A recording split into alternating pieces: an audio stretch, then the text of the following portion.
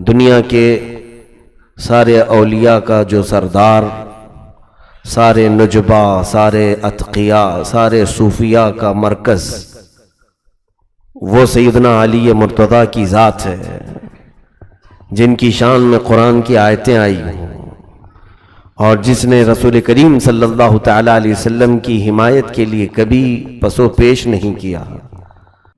12 سے لے کر 15 سال تک مرد کبھی بھی بالغ ہو تو اس پر احکام لازم ہوتے ہیں۔ علی مرتضیٰ شیر خدا رضی اللہ تعالیٰ عنہ دائرہ اسلام میں اس وقت آئے تھے جب ابھی احکام فرض بھی نہیں ہوتے۔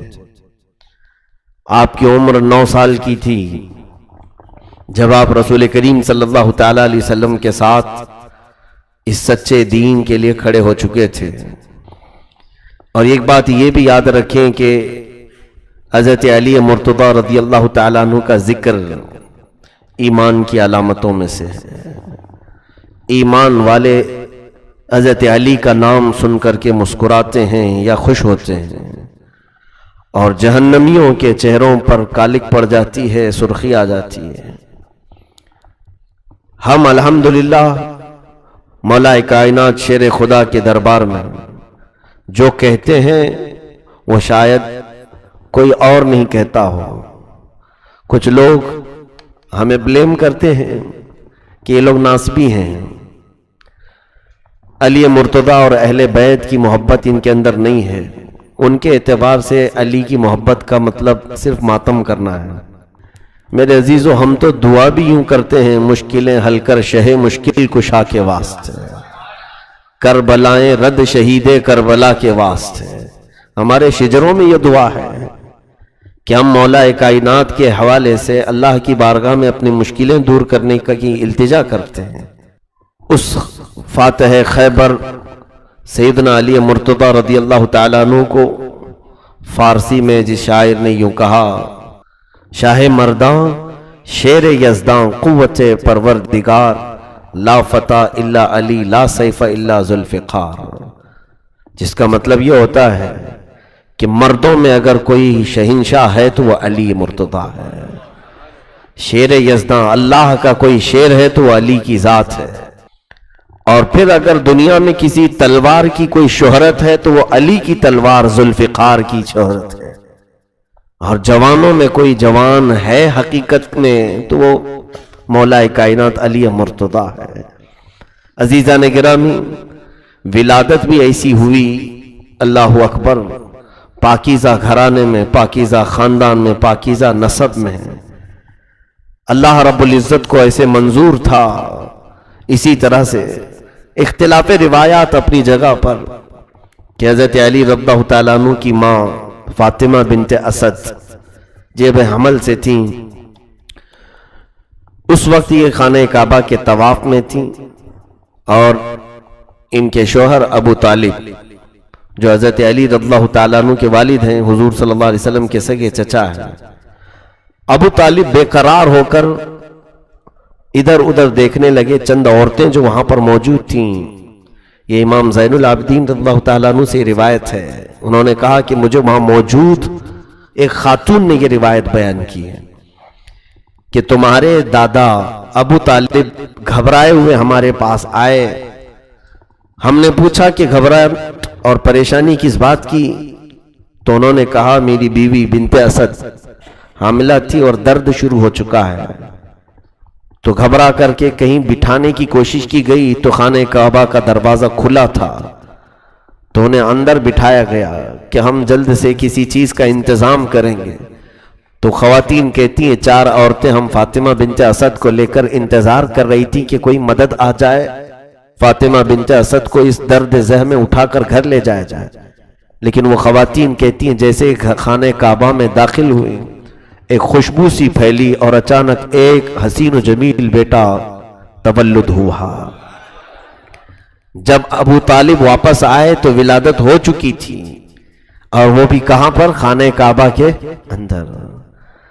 بعض روایات میں مولا علی شیر خدا کی ولادت دوسرے گھر میں بتائی گئی ہے، لیکن جو اہم چیز ہے وہ یہ ہے کہ پیدا ہونے کے بعد سے اس روایت پر سب کا اتفاق ہے کہ حضرت علی نہ دودھ پیے تھے اور نہ آنکھ کھولے تھے.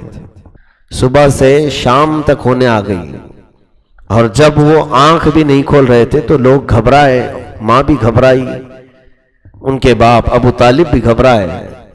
رسول پاک صلی اللہ تعالی علیہ وسلم کو دوپہر کے بعد خبر ہوئی تھی کہ ابو طالب کے گھر میں ایک بچے کی ولادت ہوئی. ایک بات یاد رکھیں، رسول کریم صلی اللہ تعالی علیہ وسلم ابو طالب کے گھر میں بچپن سے رہے ہیں. ان کی سگی چچی فاطمہ بنت اسد نے رسول اللہ صلی اللہ علیہ وسلم کی اپنے بیٹوں سے زیادہ حضور پر وہ جان نچھاور کرتی تھی اور محبت فرمایا کرتی تھی.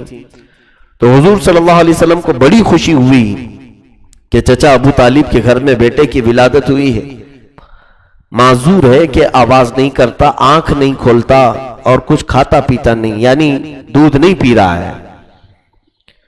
تو رسول کریم صلی اللہ تعالی علیہ وسلم اس نو مولود بچے کو دیکھنے کے لیے آئے. جب یہ فاطمہ بنت اسد کی گود میں تھا، اللہ کے حبیب صلی اللہ تعالی علیہ وسلم نے اپنے گود میں لیا. جب رسول کریم صلی اللہ تعالی علیہ وسلم نے اپنے منہ سے اپنا لعاب پاک نکال کر حضرت علی کی زبان پر رکھا تو جیسے ہی حضور نے اپنی انگلی رکھی انہوں نے چوسنا شروع کیا، اور لعاب پاک جب ان کے منہ میں گیا تو سب سے پہلے آپ نے آنکھیں کھولی اور جلوہ رسول کو دیکھا. یہ ہے علی کی شان کہ پہلی غذا رسول اللہ کا لعاب اور پہلی نظر چہرے رسول پاک پڑی ہے. وہ علی چاہتے یا علی کی ولادت ایسی جگہ پر ہوئی تھی جہاں دنیا میں کسی کی ہوئی نہیں، خانہ خدا میں. وہاں آنکھ کھولتے تو کعبہ سامنے تھا. کعبے کا تقدس کم تھوڑی نہ ہے، کعبے کی حرمت کم تھوڑی نہ ہے، اس کی عزت اپنی جگہ پر. ان کے احترام میں یہ بات روایت میں آ جاتی کہ پہلی نگاہ کعبے پر پڑی ہے علی کی پیدائش کے بعد. لیکن مسلمانوں، یہاں ہم سنیوں کا، خاص طور پر ہم بریلویوں کا عقیدہ ثابت ہوتا ہے کہ مولا علی نے پیدائش ہی میں ہمیں وہ بات کہہ دی جو امام احمد رضا خان فاضل بریلوی نے کہا ہے، حاجیو آؤ شہنشاہ کا روزہ دیکھو، کعبہ تو دیکھ چکے، کعبے کا کعبہ دیکھو. مولا علی نے نظر وہاں ڈالی ہے جو کعبے کا بھی کعبہ تھا. رسول کریم صلی اللہ تعالی علیہ وسلم کے چہرے پاک پر پہلی نظر گئی، اس پر سب کا اتفاق ہے.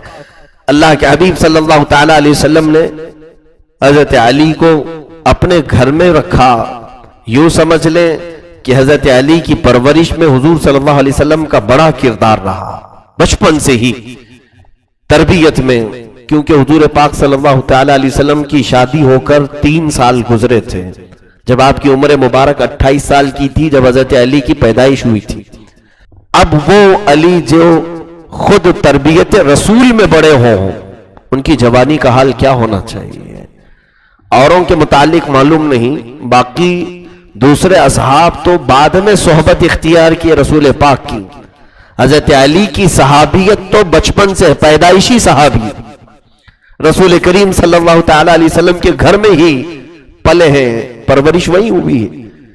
جب آپ کی عمر 9 سال کی تھی، اللہ کے حبیب صلی اللہ تعالی علیہ وسلم نے اعلان نبوت فرمایا اور مکہ والوں کو جمع کیا. مکہ کی ایک پہاڑی پر سب پر دعوت پیش کی، میں اللہ کا آخری نبی ہوں، اللہ ایک ہے، اس کا کوئی شریک نہیں، تم بتوں کی عبادت کو چھوڑو. اس پیغام کو سن کر کے مکہ والے بڑی دشمنی پر اتر آئے. کوئی ایک بھی وہاں پر اٹھ کر لبیک کہنے والا نہیں تھا. اللہ کے حبیب صلی اللہ تعالی علیہ وسلم نے اس مجمع عام میں پکارا، ہے کوئی جو میرے لائے ہوئے دین کی حمایت کرے؟ تب یہی 9 سال کی عمر میں یہ کھڑے ہوتے ہیں اور کہتے ہیں، یا رسول اللہ صلی اللہ علیہ وسلم، میں آپ کے دین کی حمایت کے لیے کھڑا ہوں، آپ کو میں اللہ کا رسول تسلیم کرتا ہوں.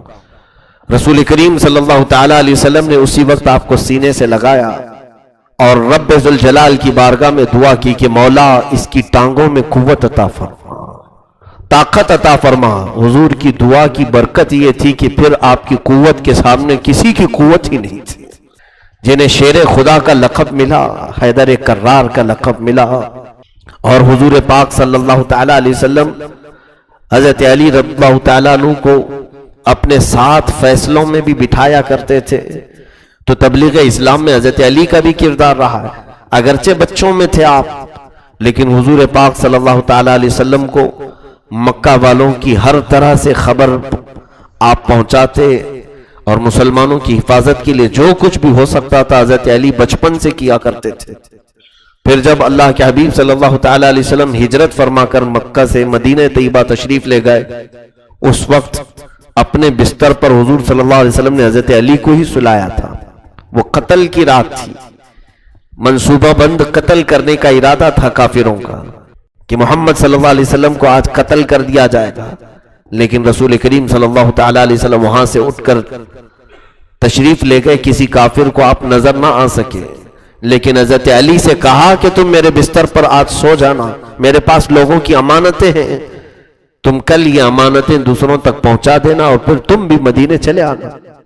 حضرت علی رضی اللہ تعالیٰ عنہ نے حضور صلی اللہ تعالیٰ علیہ وسلم سے ایک بھی سوال نہیں کیا کہ اگر غلطی سے وہ لوگ نبی سمجھ کر کے علی کو ہی قتل کر دیتے، لیکن مولا علی شیر خدا رضی اللہ تعالیٰ عنہ فرماتے ہیں میں آرام کی نیند سویا۔ وجہ یہ تھی کہ رسول اللہ نے فرمایا تھا کل صبح سب کی امانتیں واپس کر کے تم بھی مدینے آنا، تو مجھے یقین ہو گیا کہ صبح ضرور ہوگی۔ حضور نے فرمایا